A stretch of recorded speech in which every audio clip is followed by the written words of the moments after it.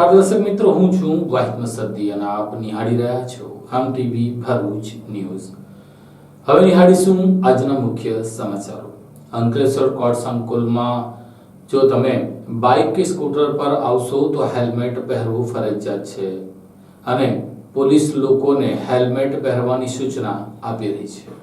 Ankleshwar court સંકુલમાં હવે helmet વગર ટુ વ્હીલર ચાલકોને પ્રવેશ મળશે નહીં। ગુજરાત હાઈકોર્ટના તાજેતરના પરિપત્રના પગલે આ મહત્વપૂર્ણ નિર્ણય લેવામાં આવ્યો છે। હાઈકોર્ટે રાજ્યમાં ટુ વ્હીલર ચાલકો માટે હેલ્મેટના નિયમનું કડક પાલન કરાવવા મુદ્દે ઝાટકણી કાઢી હતી। ભૂતકાળમાં અકસ્માતમાં મૃત્યુદર ઘટાડવા ગુજરાતમાં ટુ વ્હીલર પર હેલ્મેટ ફરજિયાત કરાયું હતું, જો કે ત્યારબાદ હેલ્મેટમાં થોડા રાહત આપવામાં આવી હતી। ત્યાં હવે અંકલેશ્વર કોર્ટમાં આવતા તમામ વ્યક્તિઓ, જેમાં ધારાશાસ્ત્રીઓ, કોર્ટના કર્મચારીઓ અને અરજદારોનો સમાવેશ થાય છે, તેમને હેલ્મેટ વગર પ્રવેશ આપવામાં આવતો નથી। આ નિયમનું પાલન કરાવવા માટે કોર્ટના મુખ્ય પ્રવેશદ્વાર પર પોલીસ કર્મચારીઓને તૈનાત કરવામાં આવ્યા છે, જેઓ વાહન ચાલકોને અટકાવીને હેલ્મેટ પહેરવાનો આદેશ આપી રહ્યા છે। હાઈકોર્ટે આ નિર્ણય માર્ગ અકસ્માતોમાં થતી ગંભીર ઇજાઓને ધ્યાનમાં રાખીને લીધો છે। હેલ્મેટ વગર ટુ વ્હીલર ચલાવવાથી અકસ્માત સમયે માથાની ગંભીર ઇજાનું જોખમ વધી જાય છે। નવા નિયમથી વાહન ચાલકોમાં સલામતીની જાગૃતિ વધશે અને કાયદાનું પાલન સુનિશ્ચિત થશે।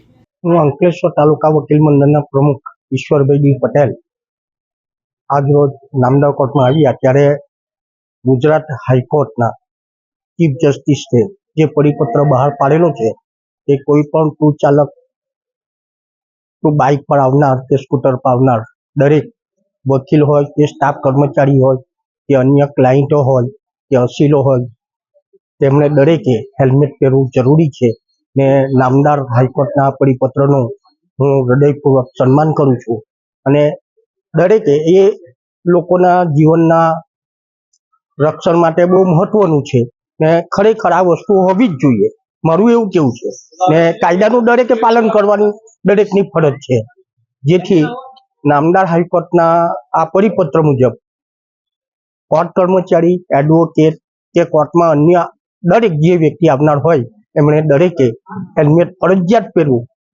એવું હું મારી રીતે પણ દરેકને જણાવું છું કે એ સારામાં સારું ને ઉત્તમ પગલું છે।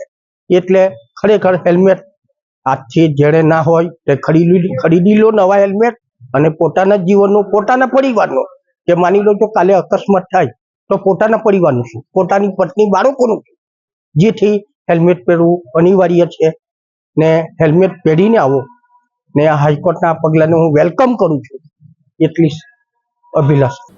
હાંસોટ તાલુકાના ઇલાઉ ગામે 100 વર્ષ જૂના પારસી પરિવારના બંધ મકાનને તસ્કરોએ નિશાન બનાવી 1.25 લાખ ઉપરાંતના મુદ્દામાલ પર હાથફેરો કરી ફરાર થઈ ગયા હતા।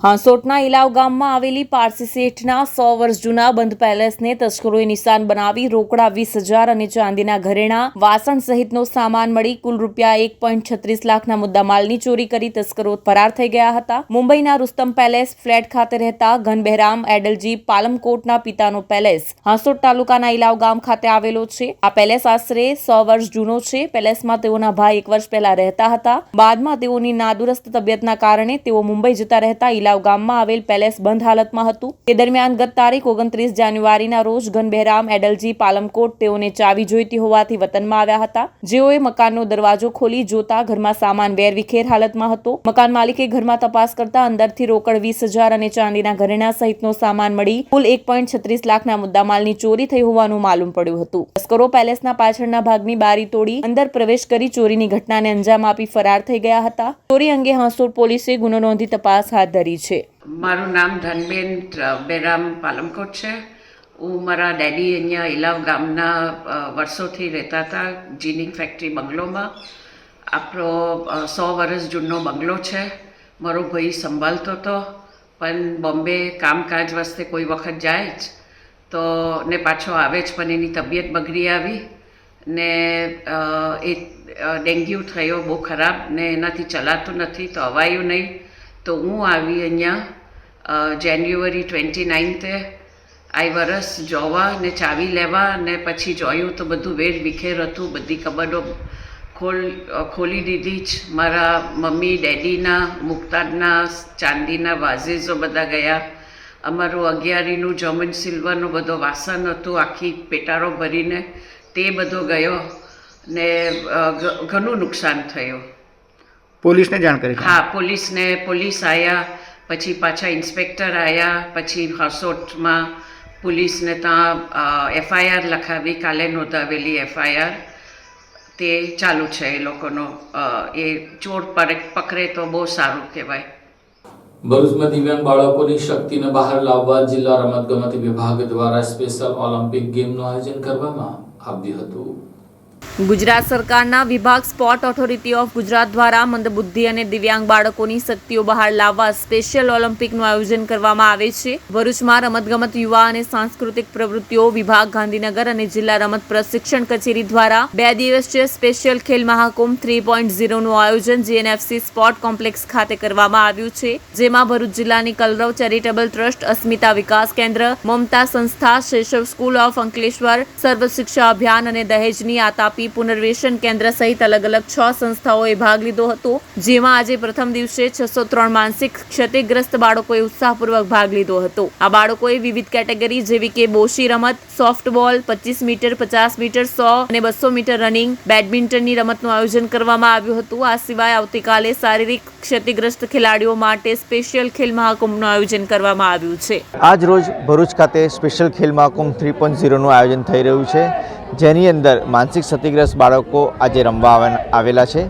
આવતીકાલે આ જ રીતે શારીરિક જે દિવ્યાંગો છે તે લોકોનું આયોજન થઈ રહ્યું છે, જેની અંદર પણ ભરૂચ જિલ્લાની તમામ સંસ્થાઓ આવવાની છે. આજે સ્પેશિયલ ખેલ મહાકુંભની અંદર ભરૂચ જિલ્લા ખાતે ટોટલ 6 સંસ્થાઓ ભાગ લીધેલો છે, જેની અંદર આશરે 603 જેટલા બાળકો આવેલા છે. આ બાળકો આજે પોતાનું અહીંયા કૌશલ્ય બતાવીને રાજ્ય કક્ષાએ પોતાનું પ્રતિનિધિત્વ કરવા જનાર છે. ત્યારે આજે હું જિલ્લા રમત વિકાસ અધિકારી રાજનસિંહ ગોહિલ હું તમામને શુભેચ્છા આપું છું અને આવનાર દિવસોની અંદર ભરૂચ જિલ્લામાંથી દિવ્યાંગ બાળકો ભાગ લે અને પેરા સ્પોર્ટ્સ, પેરા ઓલિમ્પિકમાં ભાગ લઈને ભારત દેશનું નામ રોશન કરે એવી મારી શુભેચ્છા છે. સર, કઈ ગેમ્સો આજે અહીંયા આજે સ્પેશિયલ ખેલ મહાકુંભની અંદર 25 મીટર, 50 મીટર, બોસી રમત, 100 મીટર, 200 મીટર, તે તદુપરાંત ભાલા ફેંક અને ગોળા ફેંકનું આયોજન થઈ રહ્યું છે. રાજ્ય સરકાર દ્વારા ભરૂચ જિલ્લાના જીએનએફસી ટાઉનશીપ ખાતે આજે જે ઇન્ટેલેક્ચ્યુઅલ ડિસેબિલિટી જેવા બાળકો માટે જે ખેલ મહાકુંભનું આયોજન થયું છે એ ખૂબ જ સરાહનીય છે. જે આ બાળકોના પ્રોત્સાહન વધારવા માટે ખૂબ જરૂરી છે. જે ખેલ મહાકુંભમાં અમે હિન્ડાલ્કો ઇન્ડસ્ટ્રીઝ તરફથી જે અસ્તિત્વ પ્રોજેક્ટ અંતર્ગત જે દિવ્યાંગ બાળકો છે તેઓ પણ ભાગ લીધો અને તેઓ પણ સરસ એવું એમાં એમનું આયોજન અંતર્ગત એમણે લાભ લીધો છે. ઉત્તરોત્તર આવું દર વર્ષે આયોજન થાય એવી શુભકામના.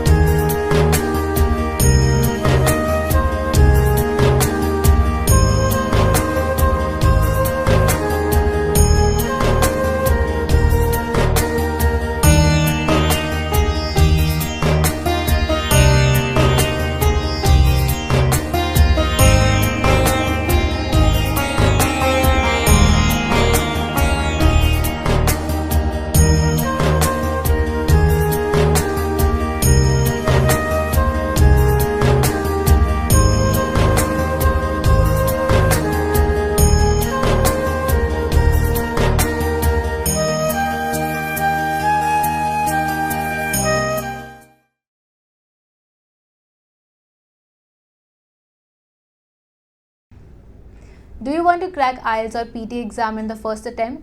Do you face problems in vocabulary learning? Are you not able to find the right location of answers in reading module? And you also face problems in writing and speaking module? Then join English Lab's Powered Center, which is working for 26 years in the field of IELTS and spoken English. On joining English Lab Center, you will get a unique course kit, AI-based mobile app, and through our techniques, more than 1,000 students have cleared their IELTS exams in the first attempt. So what are you guys waiting for? Click on the given link and book your demo now.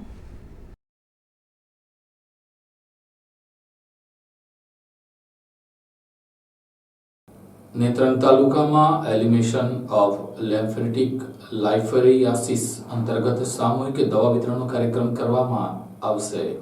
પ્રાપ્ત માહિતી મુજબ રાષ્ટ્રીય વાહકજન્ય રોગ નિયંત્રણ કાર્યક્રમ filaria રોગ નિર્મૂલન 2027 અંતર્ગત માસ drug એડમિનિસ્ટ્રેશનની કામગીરીમાં અન્ય વિભાગોના સહકાર અને આંતરમાળખાકીય સંકલન માટે જિલ્લા કલેક્ટર ગૌરાંગ મકવાણાના અધ્યક્ષસ્થાને યોજાયેલ બેઠકમાં સમયાંતરે આવતી વિવિધ રસીકરણ ઝુંબેશમાંથી કોઈ નાગરિક બાગાત નહીં રહી જાય તેની પૂરતી તકેદારી રાખવા ઉપર ભાર મૂક્યો હતો. હાથીપગા નિર્મૂલનનો લક્ષ્યાંક પ્રાપ્ત કરતા અભિયાનના સ્વરૂપે કામગીરી કરવા અનુરોધ કર્યો હતો, જેમાં જિલ્લા આરોગ્ય અધિકારી JS દુલેરાએ જણાવ્યું હતું કે રાજ્ય સરકાર દ્વારા વર્ષ 2027 સુધીમાં ફાઇલેરિયા નિર્મૂલન અંગેનો લક્ષ્યાંક નક્કી કરવામાં આવ્યો છે. ભરૂચ જિલ્લાના નેત્રંગ તાલુકા વિસ્તારમાં આગામી તારીખ 10 થી 12 ફેબ્રુઆરી દરમિયાન નેત્રંગ તાલુકાની કુલ 1,60,317 જેટલી વસ્તીને આવરી લઈ આરોગ્ય વિભાગ દ્વારા DEC અને આલ્બેન્ઝાઝોલ ટેબ્લેટનો સામૂહિક દવા વિતરણના યોજાનાર કાર્યક્રમની માહિતી આપી હતી. નેત્રંગ તાલુકામાં 92 જેટલી ટીમ હાઉસ ટુ હાઉસ ફરી જ્યાં ઉંમર પ્રમાણે નિયત ડોઝ આરોગ્ય વિભાગના કર્મચારીઓની રૂબરૂમાં ગણાવવામાં આવશે. નેત્રંગ તાલુકાની 150 આંગણવાડીના બાળકો, 137 શાળાઓ તેમજ એક કોલેજના વિદ્યાર્થીઓનો સમાવેશ કરાયો છે તેવું જાણવા મળ્યું હતું.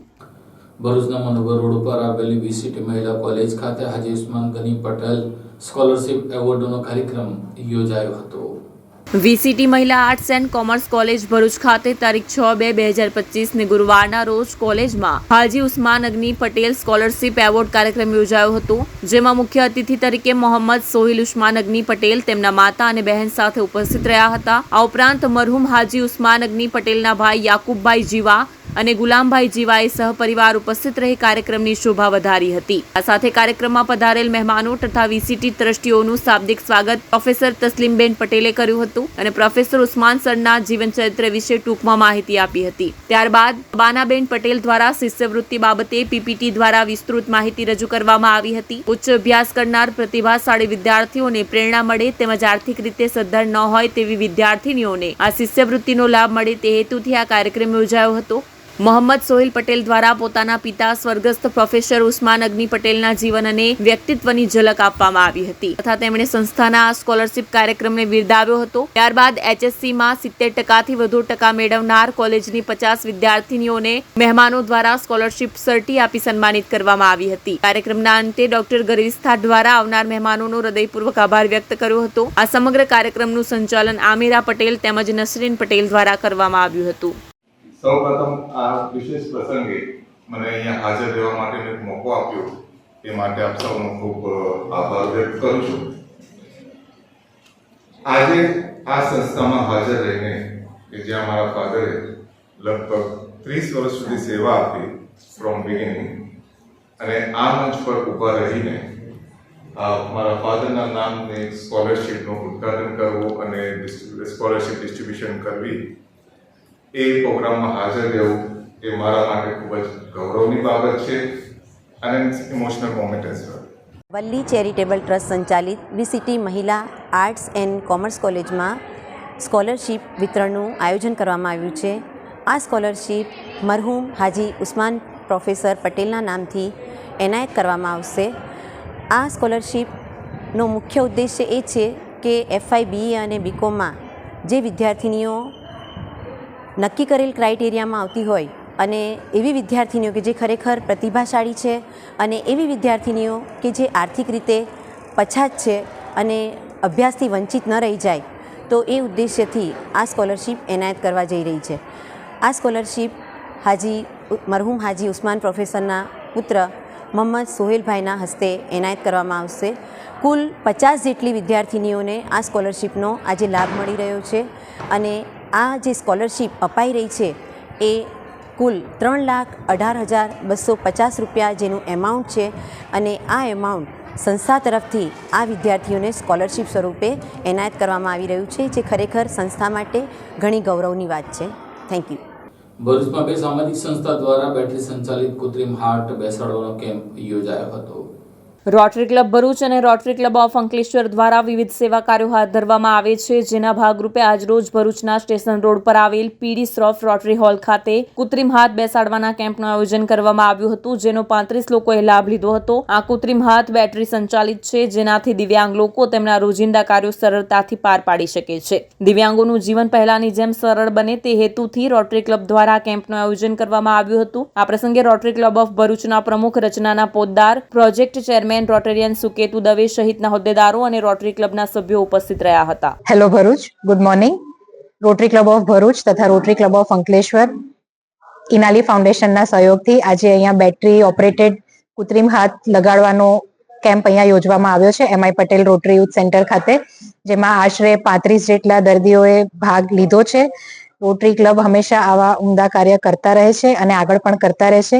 તો અમે એવી આશા રાખીએ છીએ કે આજે આ કેમ્પ જે અહીં રાખવામાં આવ્યો છે, જેમાં જે એ લોકોને બેટરી સંચાલિત હાથ આપવામાં આવશે, તે આગળ એમના રોજિંદા કાર્યોમાં એમને જરૂરથી કામ લાગશે એવી અમે આશા રાખીએ છીએ અને આગળ પણ અમે આવા કાર્યો કરતા રહીશું અને ભરૂચની જનતાને આવો લાભ આપતા રહીશું.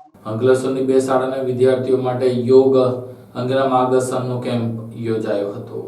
ડિવાઇન યોગા ક્લાસીસ અંકલેશ્વર દ્વારા અંકલેશ્વર નગરપાલિકા સંચાલિત EN જીનવાલા હાઈસ્કૂલ તથા MTM મ્યુનિસિપલ ગર્લ્સ હાઈસ્કૂલના વિદ્યાર્થીઓ માટે યોગા ક્લાસીસનું આયોજન કરવામાં આવ્યું હતું. ડિવાઇન યોગા ક્લાસીસના યોગા ટ્રેનર જાગૃતિબેન પટેલ દ્વારા વિદ્યાર્થીઓને યોગાનો ઇતિહાસ, યોગાનું મહત્વ તેમજ યોગાના વિવિધ સૂત્ર વિશે વિસ્તૃત માહિતી આપવામાં આવી હતી. ડિવાઇન યોગા ગ્રુપ દ્વારા વિદ્યાર્થીઓ પાસે યોગાસન સાથે વોર્મઅપ કરી ઝુંબા ડાન્સ પણ કરાવવામાં આવ્યો હતો. આ કાર્યક્રમમાં મહેમાન તરીકે અંકલેશ્વર નગરપાલિકા પ્રમુખ લલિતાબેન રાજપુરોહિત, માધ્યમિક શિક્ષણ સમિતિ ચેરમેન વિરલબેન મકવાણા, આરોગ્ય ખાતાના ચેરમેન હિરલબેન પટેલ, શિક્ષણ સમિતિના પૂર્વ ચેરમેન કિંજલબા ચૌહાણ, માધ્યમિક શિક્ષણ સમિતિના સભ્ય શિલ્પાબેન સુરતી, અંકલેશ્વર શહેર ભાજપ પ્રમુખ ધર્મેન્દ્રભાઈ, પુષ્કરના શાળાઓના આચાર્ય તેમજ શિક્ષકો ઉપસ્થિત રહ્યા હતા અને મહેમાનો દ્વારા વિદ્યાર્થીઓ સાથે વિવિધ યોગાસનો કરવામાં આવ્યા હતા. આ સાથે ટીવી ભરૂચના સમાચાર પૂર્ણ થાય છે. આવતીકાલે ફરી મળીશું. ત્યાં સુધી રજા આપશો. નમસ્કાર.